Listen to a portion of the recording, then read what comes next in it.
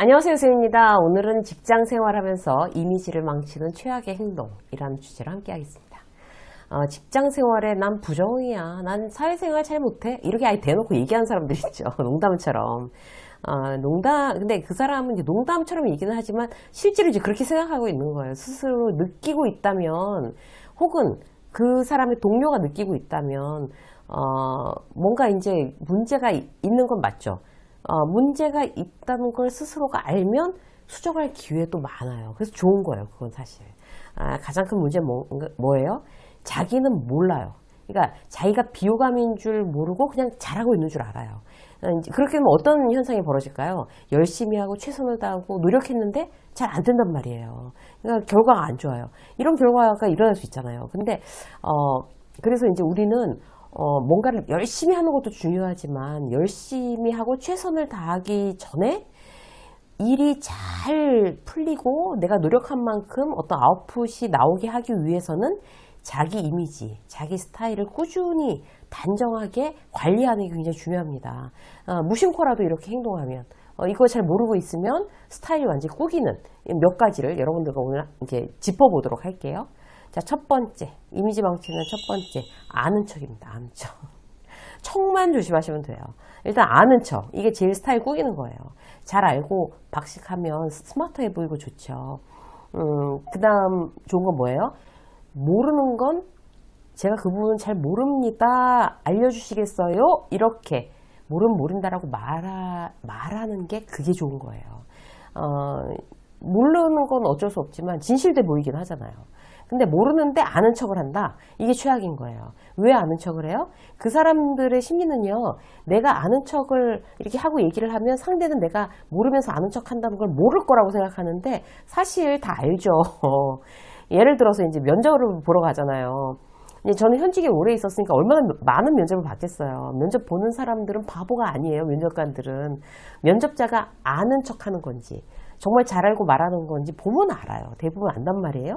그래서 모르는 걸 아는 척하는 실수를 하면 자기 발등 자기가 찍는 거고 그 면접에서 떨어질 확률이 굉장히 높습니다. 잘 모르겠습니다. 아니 모르는 건 모른다고 해야죠 뭐. 다음에 다시 뵐 기회가 있다면 준비해서 설명드리고 싶습니다. 차라리 이게 나은 거죠. 또 한 경우는요. 직장 상사나 선배가 어떤 분야에 대해서 아는 척 막 설명을 하고 있었어요. 후배들은 내가 그 얘기를 들으면서 내가 그 분야에 대해서 잘 모르더라도 지금 선배가 말하고 있는 게 알면서 말하는 건지 그냥 뭐 아는 척을 하는 건지 느낄 수 있어요. 왜냐하면 그 분야에 대해서 정말 잘하는 사람들은 이해하기 쉽고 공감 가게끔 설명해요. 근데 아는 척만 하는 사람들은요, 들어도 무슨 얘기인지 잘 모르는 거죠. 그런 공통점이 있어요. 어렴풋이 아는 거예요, 그 사람은. 이 사람도, 이 선배도 잘 모르는구나. 그러는 순간 어떻게 돼요? 이미지 꾸기는 거예요. 근데 꼭 그때 이제, 잘 모르면서 아는 척 하는구나, 이 선배가. 이거 아니더라가 하더라도 나중에 알고 보니까, 그때 선배 그 얘기가 아니었네, 그게. 이렇게 나중에라도 알게 되면 그 선배 이미지는 완전히 또 꾸기는 거죠. 그래서 결론이 뭐예요, 여러분? 아는 척하면, 모르는 걸 아는 척하는 거. 제일 내 이미지를 망치는 일이다. 기억하고 있어야 되고, 모른다라고 얘기하는 거예요. 자, 두 번째. 불합리해요, 불합리. 불합리함의 대표적인 거. 이제 조직 생활에서 밥상에 숟가락만 딱 얹는 그런 경우가. 이게 제일 불합리한 거죠. 어떤 의미인지 이제 얼마나 직장 생활에 만연해 있는지 여러분들 잘 아시죠. 그 행동 자체가, 이제 밥상에 숟가락만 얹는 행동 자체가 자기 이미지를 이제 나락으로 떨어뜨리는지를 스스로 몰라요. 이런 나쁜 습관이 붙어 있는 사람은 참 이제 직장 생활 길게 하기 힘들죠. 예전에 비해서 훨씬 환경이 바뀌었습니다, 이제는. 특히 20대들은요, 단지 선배, 상사라는 이유만으로 자기들의 어떤 공을 내주거나 생색내는 걸 그냥 봐주지 않아요. 불합리하다고 생각하고 그런 생각을 저분은 참 불합리하다 이렇게 표현해버리거든요. 그냥 대충 넘어가지 않는단 말이에요. 그래서 이거를 특히 선배 되시는 분들은 굉장히 잘 경계하셔야 될 필요가 있어요. 예를 들어 볼게요.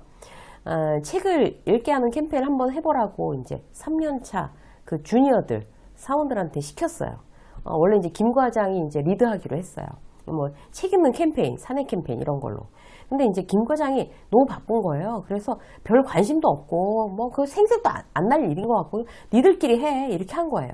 근데 그 완성된 내용을 이제 발표한 날이 왔어요. 김주임이 발표를 하는 거예요. 그 주니어 중에 이제 대표가. 발표하는데 반응이 너무 좋은 거예요. 막 사장님부터 막 정말 잘했다 그러고 막. 그때부터 김 과장이 이제, 저희가 그래서 말입니다. 이렇게 계속 끼어드는 거죠. 김주임이 발표하는데, 이제 뭐, 우리의 향후 계획을 또 말씀드리면, 이러면서 자기가 막 더 붙이고, 뭐 갑자기 울이 돼가지고. 여기서 더 나아가 간부들 회의할 때 향후 북클럽을 어떻게 더 발전시킬 건지를 막 자기 혼자 가서 발표하고 있어요. 마치 자기가 주도해서 다 한 것처럼. 그야말로 후배들이 해놓은 거에 이제 숟가락만 딱 얹는 거죠. 이런 경우가 이제 이게 한 가지 얘기는 하지만 굉장히 많아요, 사실 회사에. 결과가 어떻게 될까요? 후배들한테 신뢰는 잃겠죠, 당연히. 뭐, 저 김 과장은 도대체 뭐야? 아무것도 안 해놓고 막 이러면서 이제 열받는 거죠, 후배들. 신뢰감 떨어져요. 자기 스타일 꾸겨요. 그리고 이제 입 다물어 주지 않아요. 막 이제 떠들고 돌아다닐 거예요. 어떻게 하셔야 돼요? 김주임이 발표하는 걸 보고, 이번에는 뭐 제가 주도하지 않고 김주임이 주도해서 다 진행한 겁니다. 신입들끼리 다 한 겁니다. 전 한 일이 없습니다. 이렇게 말하는 게 훨씬 자기 이미지에 도움이 됩니다. 그래서 이제 그런 부분들, 이제 그 다 된 밥상에 숟가락 얹는다. 이거만 안 해도 자기가 이제 불합리한 사람은 안 되는 거죠. 자, 세 번째. 이제 페어플레이가 굉장히 중요한데, 이 페어플레이가 안 된다. 이랬을 때 내 이미지를 또 최악으로 망치게 됩니다. 조심하셔야 돼요. 사람이 대단히 페어하다라는 이미지는 직장 생활에서 아주 중요해요. 그 페어하다는 어떤 그 이미지가 이제 신뢰감, 함께 일하고 싶은 사람, 이렇게 다 연결되는 거잖아요. 페어플레이를 위해서 우리가 조심해야 될 거 뭘까요? 첫 번째, 타인한테 피해 주는 거를 절대 가볍게 생각해서는 안 됩니다. 데드라인 어겼어요. 미안, 내일까지 줄게. 깜빡했네, 오후에 줄게. 그래 놓고 또 따라다니면서 재촉하게 만들어요. 그걸 또 미안해하지도 않고 나중에 막 짜증내요. 준대잖아 막 이러면서. 그러면서 나중에 일 늦어지면 또 그쪽 부서 탓을 해요. 이런 경우에 진짜 더티 플레이가 되는 거죠. 그래서 타인한테 그런 거 막 어기면서 귀찮게 만드는 거, 저 사람들을 불편하게 하는 거, 굉장히 가볍게 생각하는 그런 습관은 진짜 오늘부터 딱 끊어버리는 거 굉장히 중요합니다. 자, 페어플레이 한다는 이미지를 주기 위해 우리가 또 조심해야 될 거. 잘 되는 동료 절대 질투하거나 깎아내리지 마세요. 사실 동료가 잘 되었는데 뛸 듯이 기뻐하는 사람은 사실 별로 많지 않아요. 자기가 진짜 좋아하는 직장 상사나 후배가 진급했어요. 그때만 좋은 거지. 그냥 일반 동료야. 갑자기 특진을 했어요. 나랑 별로 친하지도 않은 누가. 근데 뭐 뛸 듯이 기뻐하겠냐고요. 안 그렇죠. 저 친구가 왜 특진이야? 이러면서 부정적인 이유를 찾아내는 사람들이 많아요. 김이사랑 친척이래. 오너랑 동문인데 잘 보였대나 봐. 뭐 이렇게. 어떻게 하든 그의 성공은 정당한 게 아니라는 이유를 너무 찾아내고 싶어 하죠. 그 내 입 밖으로 근데 그런 말을 내뱉는 순간 또 나의 그레이드는 떨어집니다. 그런 말이 내게 어떤 유익이 있을지 먼저 생각해 볼 필요가 있어요. 여기까지만 해도 그래도 괜찮은데 그 사람 일에 막 질투 때문에 뭐 뒷담화하고 그래서 이제 그 사람한테 협조해 주지도 않고 도움이 필요한데도 나 몰라라 방치한다. 이게 바로 페어플레이에 어긋난다는 거예요. 자, 한 개만 더 볼까요? 보상에 대해서 이제 불평을 너무 이제 과도하게 하는 거. 이것도 페어플레이가 아니죠?